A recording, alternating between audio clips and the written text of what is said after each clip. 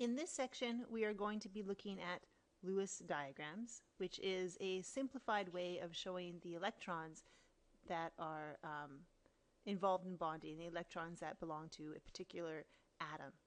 So Lewis developed a system of arranging dots around the symbol of an element to represent an atom's valence electrons. By valence, we mean outer electrons. So an atom's valence electrons as it prepares to bond.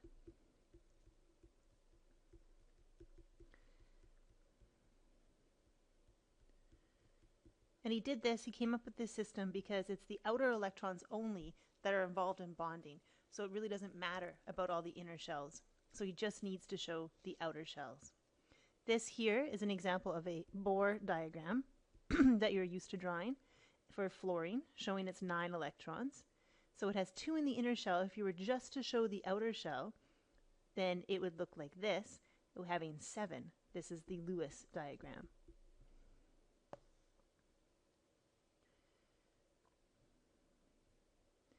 So to define it again, a Lewis diagram describes an atom as it prepares to bond.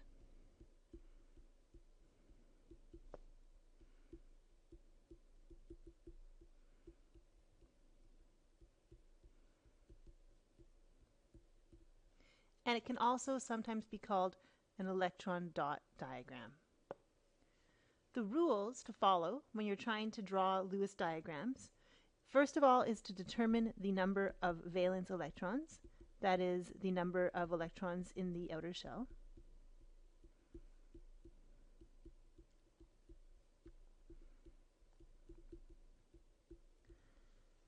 And then the second thing that you will do is you will write the symbol, and then you will arrange the electrons around symbol. You'll arrange electrons as dots around the element symbol. How this would look for chlorine, for example, if you figure out chlorine has 7 valence electrons, you would draw the symbol for chlorine and arrange the 7 dots around it as so.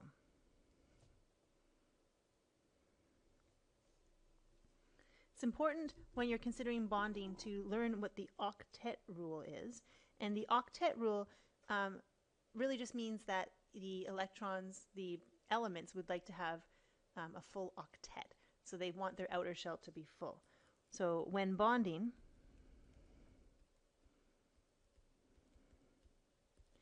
each atom has a tendency to fill its outer shell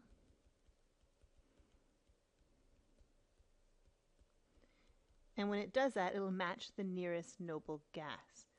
To match nearest noble gas.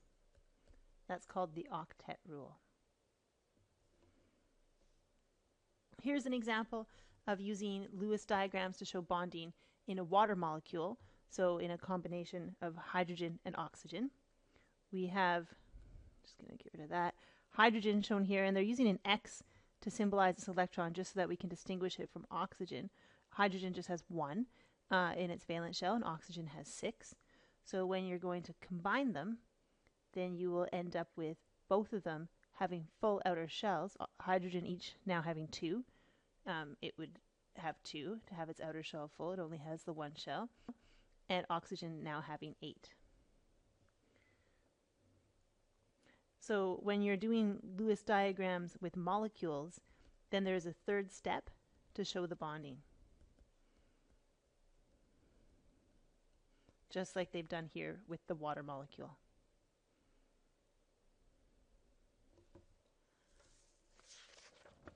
So over the page, all of this leads to atoms having complete outer shells, and I'm going to write complete valence shells.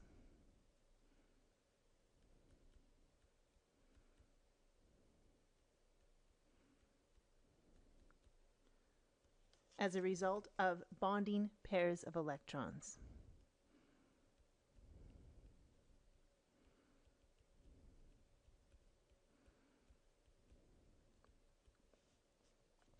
The lone electron pairs do not form bonds, and we're going to look at what that means. So here is ammonia, and ammonia has 3 bonding pairs, so 3 pairs that are involved in bonds, and it also has 1 pair of electrons not in a bond. So those are called, oops, I'm going to change this back. I want it to be a pen. Those are called a bonding pair. Or not a bonding pair, a lone pair.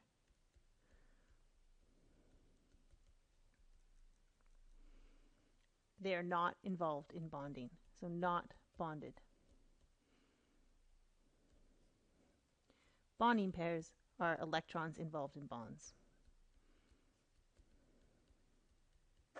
Sometimes you'll be asked to identify in a diagram like this how many bonding pairs there are, or how many lone pairs there are.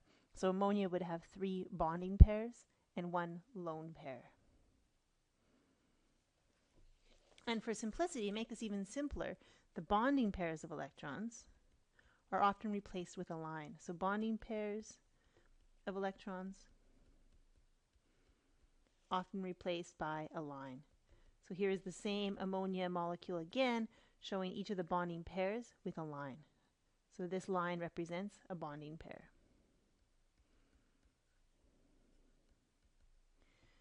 We do not do that though to the lone pair. Still show that as electrons. Okay, we're going to look at Lewis diagrams for ionic compounds as well. And since the formulas for ionic compounds are predictable based on charge, we seldom rely on Lewis structures. If we did, then the Lewis diagrams would show the electron transfer that can still be shown in a Bohr diagram. So simply shows the electron transfer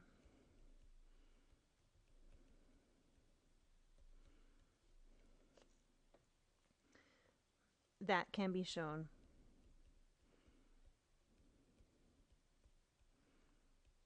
in a Bohr diagram.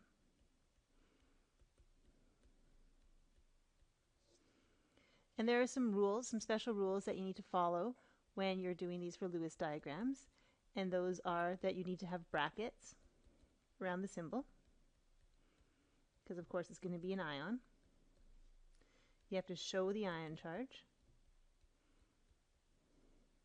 And you have to show arrows, so show arrows, to show transfer of electrons.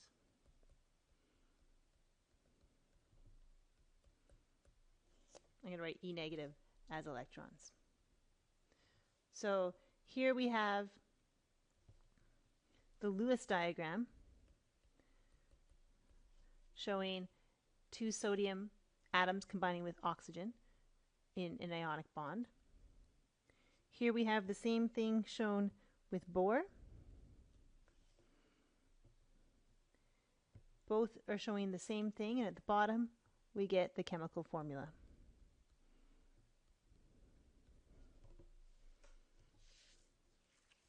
So that in a nutshell is Lewis diagrams.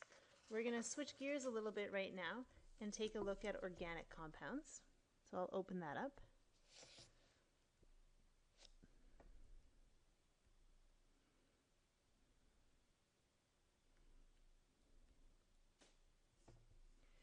Organic chemistry is the chemistry of carbon compounds.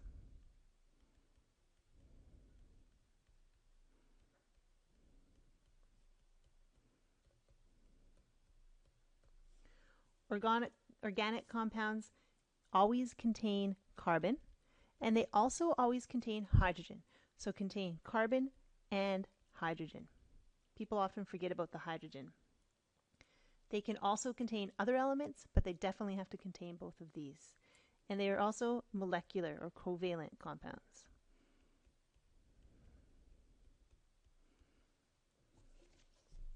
Here are some examples of some common organic compounds, and what I'd like you to notice here is that carbon and hydrogen are always present. So carbon and hydrogen always present. You can be asked to identify from the formula if a compound is organic or not, and you will have to study it to determine if carbon and hydrogen both are in fact present. So for example, CO2 is not organic. It has carbon but not hydrogen. CH4 is organic. Has both carbon and hydrogen. So what's so special about carbon anyways? Why is it that carbon is the basis for all these organic molecules? Well, carbon is special because it has 4 valence electrons. So it has 4 electrons that are available for bonding. And so it can form several bonds with itself and with other atoms, and can form several bonds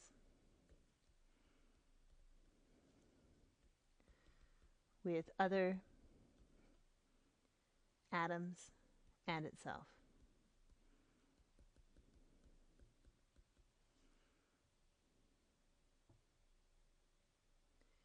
Each unpaired valence electron is able to pair up with another single electron. When we're working with organic compounds, we often use something called structural formulas. And what these are simplified Lewis diagrams.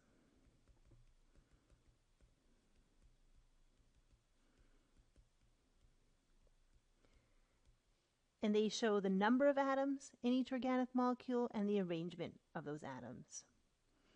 So if we flip over, here are some examples of some structural formulas. They're simplified Lewis diagrams because each bonding pair has been replaced by a line. So each of these lines represents a bonding pair.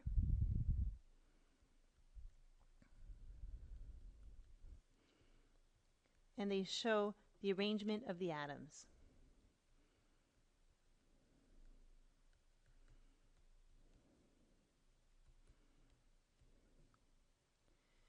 Same down here, and this is spelled out a little bit more with showing the Lewis diagrams for each of the individual atoms that are involved, and then showing the structural formula in which each of the bonded pairs has been replaced by a line. The lone pairs are still left there.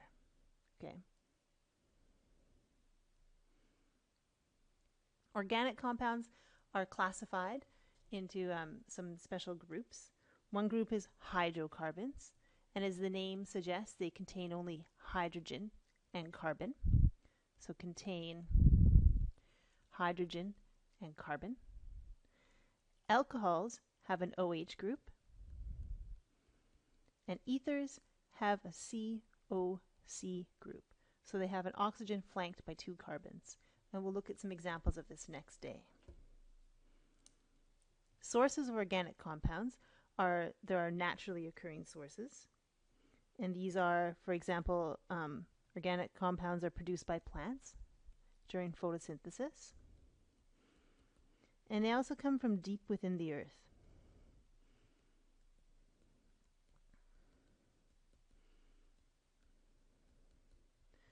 Organic compounds can also be synthetic in that they are man-made.